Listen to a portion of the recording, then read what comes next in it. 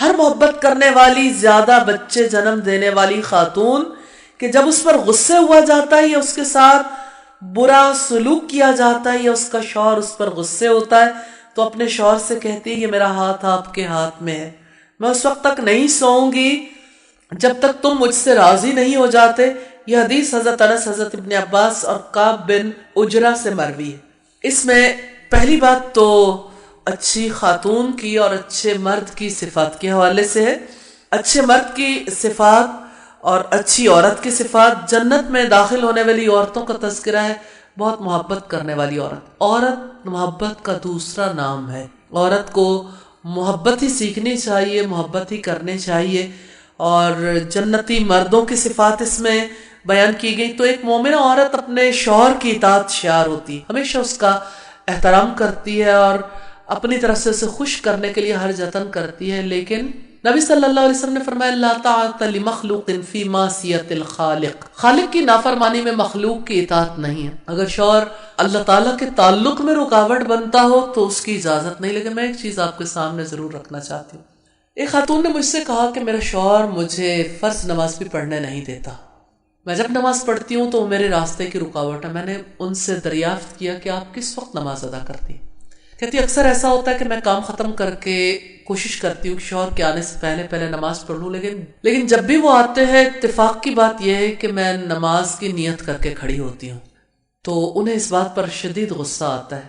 تو میں نے کہا آپ نماز کے اوقات تبدیل کر کے دیکھ لیں، پھر بتائیے گا کہ اب بھی غصے ہوتے ہیں، پھر اس کے بعد ہم اس کے بارے میں سوچیں گے۔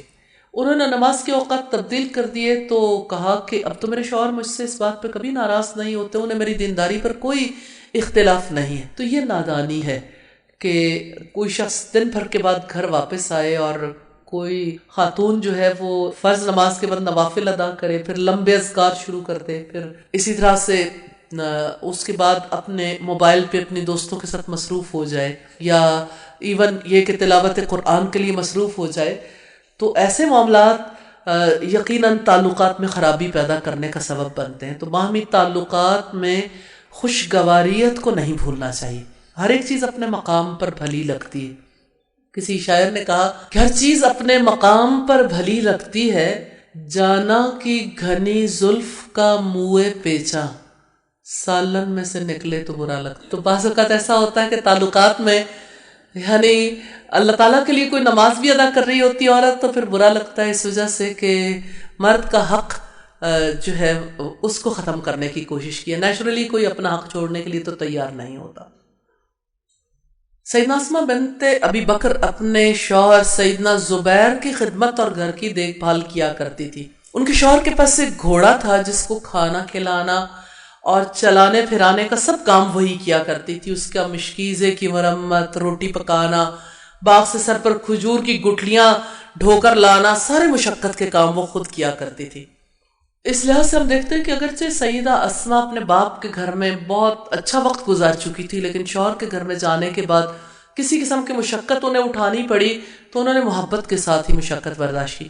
ایک بات ذہن میں رہے، سیدنا زبیر کا مزاج کافی تیز تھا اور وہ پسند نہیں کرتے تھے کہ سیدہ اسماء یعنی ان کی اجازت کے بغیر کسی سے کلام بھی کریں۔ ایک دفعہ راستے سے جا رہے تھے تو رسول اللہ صلی اللہ علیہ وسلم نے سیدہ اسماء کو بہت مشقت میں دیکھا تو آپ نے فرمایا کہ آپ میری سواری پر بیٹھ جاؤ، تو سیدہ اسماء نہیں بیٹھ سکی تھیں، صرف اس وجہ سے کہ زبیر کو برا لگے گا کہ مزاج کے تیز تھے۔ ہاں، تو اچھی عورت وہی ہے جو ان ساری باتوں کا لحاظ رکھتی ہے۔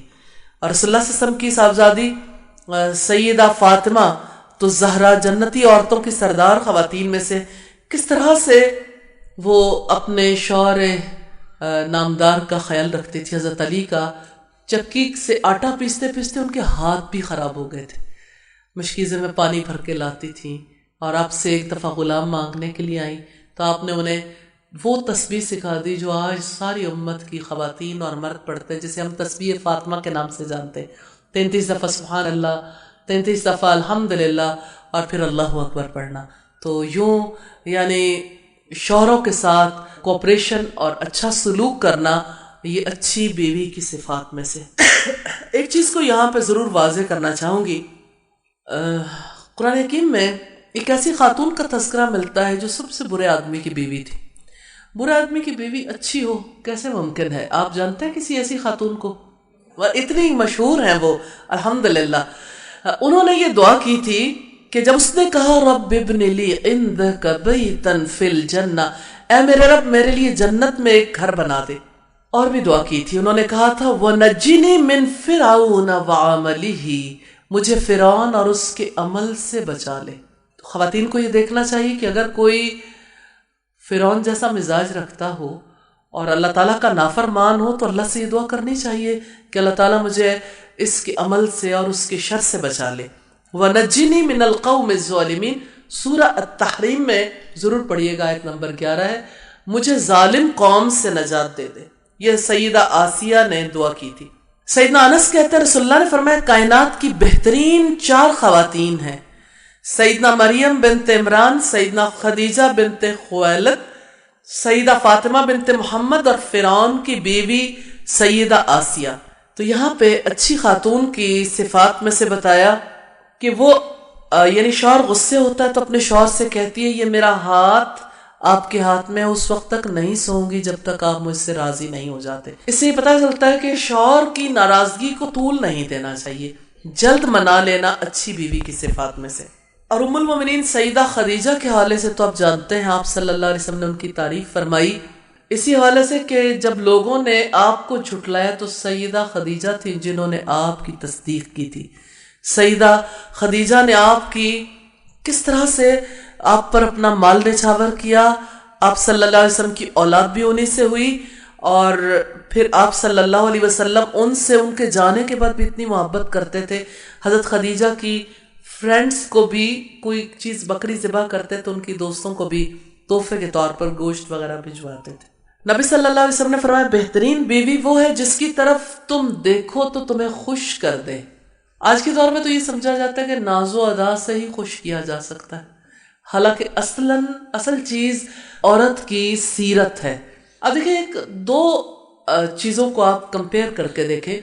ایک چیز ہے کہ جس پہ ظاہر میں بہت سارے کلرز ہیں، بہت سارے رنگ، بہت ساری یعنی ایسی چیزیں جس کو دیکھ کے ظاہر میں تھوڑا سا اچھا فیل ہوتا ہے. لیکن دوسری چیز اس کے مقابلے میں جیسے سادہ شیشہ ہے یا سادہ کوئی ایسی چیز ہے، لیکن اندر سے اگر کوئی ڈور اوپن کرے تو اندر ہیرے ہیں، جواہرات ہیں.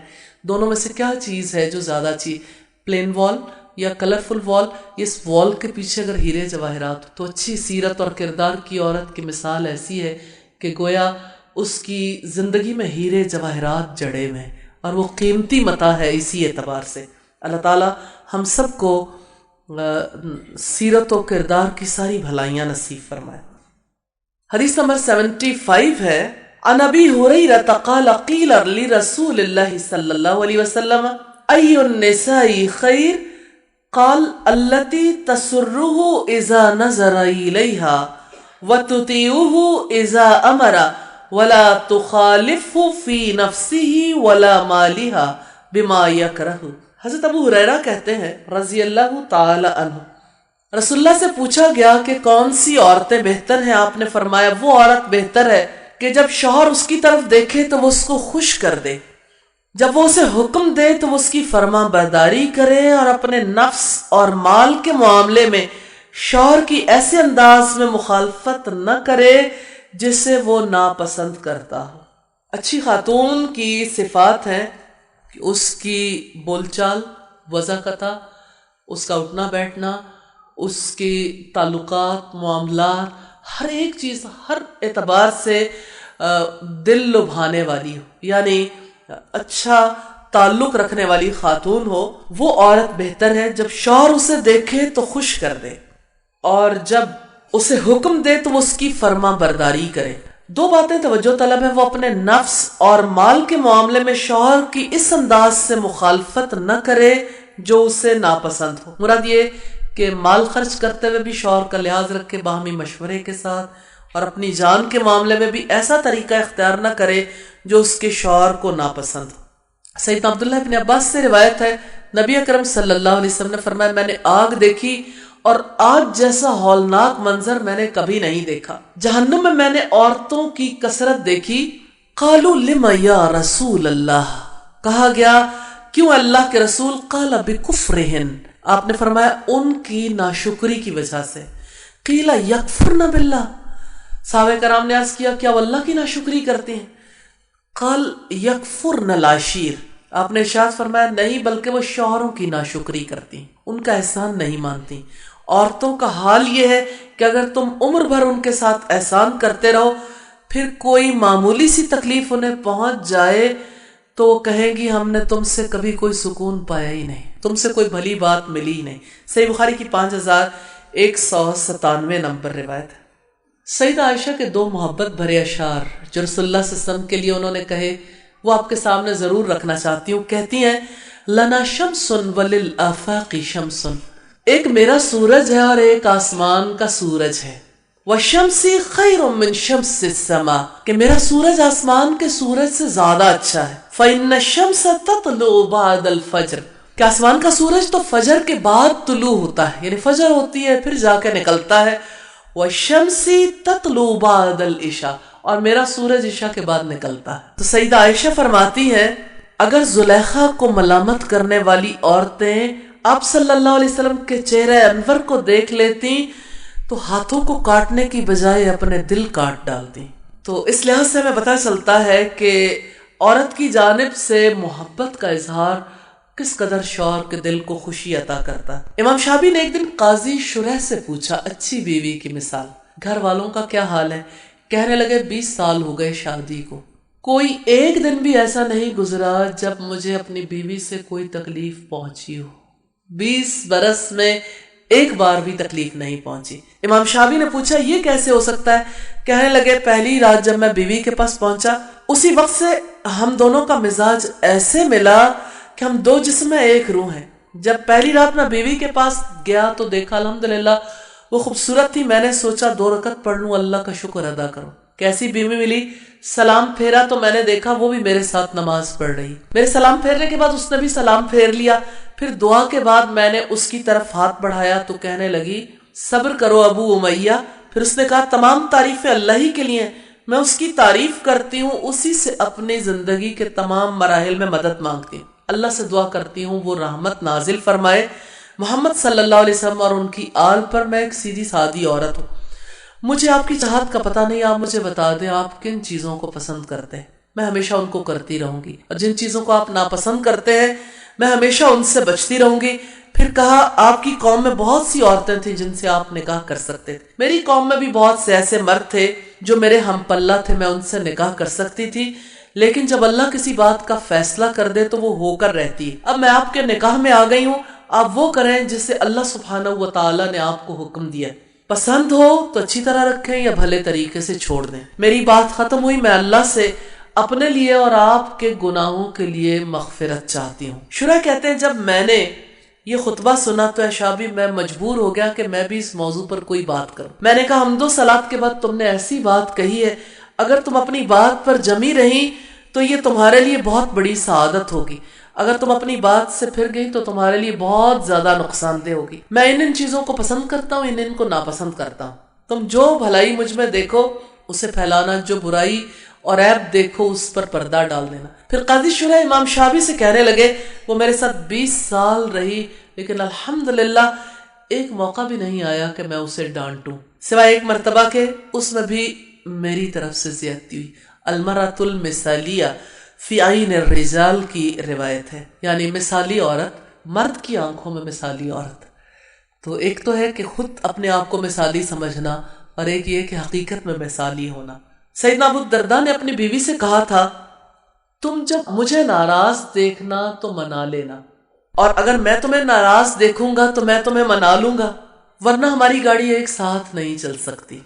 ایک شوہر نے اپنی نئی نویلی دلہن کو 4 اشعار بڑے پیارے انداز میں اس نے نصیحتیں کی کہ اگر مجھ سے کوئی غلطی ہو جائے تو معافی اور چشم پوشی سے کام لینا، تمہاری محبت میرے دل میں برقرار رہے گی، اور جب میں غصے میں ہوں تو اس وقت میرے سامنے جواب بالکل نہ دینا۔ یہ غلطی عام طور پر عورتوں سے ہو جاتی ہے۔ اور مجھے اس طرح مت بجانا جس طرح تم دف بجاتی ہو کہ اس میں سے کیسی آواز نکلتی ہے، یعنی اگر کرو گی تو ظاہر آواز بھی نکلے گی، تو اگر غصے کے وقت تم چپ نہ ہوئی تو میرے منہ سے بے احتیاطی کی وجہ سے بات نکل جائے گی، اور شکوے شکایتوں کی کثرت بھی نہ کرنا، اس سے محبت ختم ہو جاتی۔ بہت اہم بات ہے تعلقات میں. اگر آپ بھی اس میں مبتلا ہو گئی تو میرا دل آپ سے نفرت کرنے لگے گا، اور دلوں کو بدلنے میں دیر نہیں لگا کرتی. میں نے تو یہ دیکھا ہے کہ شوہر کی طرف سے محبت اور بیوی کی طرف سے نافرمانی، تکلیف یا شکوہ شکایت کی کثرت، یہ شوہر کے غصے کے وقت غصے میں آ جانا، دونوں باتیں اگر جمع ہو جائیں تو شوہر کی محبت ایسی بیوی سے ختم ہو جاتی ہے. المرأۃ المثالیہ کی یہ روایت ہے جس سے پتہ چلتا ہے کہ خوشگوار زندگی کے راز کیا ہے. الحمدللہ غور کیجیے گا اور ان باتوں کو اپنانے کے لیے اللہ تعالیٰ سے دعا کیجیے گا. اللہ تعالیٰ ہم سب کو توفیق عطا فرمائے. حدیث نمبر 76 ہے، ان ابی عزینۃ الصدفی ان رسول اللہ صلی اللہ علیہ وسلم قال خیر نسائکم الودود الولود المواتیہ المواسیہ اذا اتقین اللہ وشر نسائکم المتبرجات المتخیلات وہن المنافقات لا يدخل الجنة منہن الا مثل الغراب العاصم.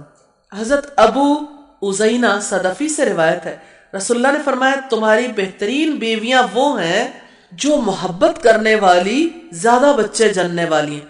المواتیت المواسیہ، ہم نوائی کرنے والی اور ہمدردی کرنے والی، بشرط یہ کہ وہ اللہ تعالیٰ سے ڈرنے والی ہوں.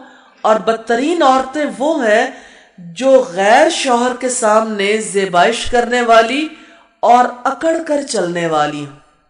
ایسی عورتیں منافق ہیں، ان میں سے کوئی بھی جنت میں داخل نہیں ہوگی مگر سرخ چونچ اور سرخ پیر والے کوے کی طرح بہت کم. یعنی جس طرح سرخ چونچ اور سرخ پنجوں والے کوے تعداد میں دوسرے کووں کے نسبت کم ہوتے ہیں، یہی معاملہ عورتوں کا ہے. یہ حدیث دو اہم اسباق پر مشتمل ہے. ایک تو یہ کہ شوہر کی فرما برداری ہو، بیوی اپنے شوہر سے محبت کرے، اس کی اطاعت کرے، اس کی ہمنوائی کرے، اللہ سے ڈرے. اور دوسری بات یہ ہے کہ شوہر کے لیے زیبائش اختیار کرے، غیر شوہر کے لیے نہیں، کیونکہ ایسی عورت کو نبی صلی اللہ علیہ وسلم نے جنت سے محروم قرار دیا ہے.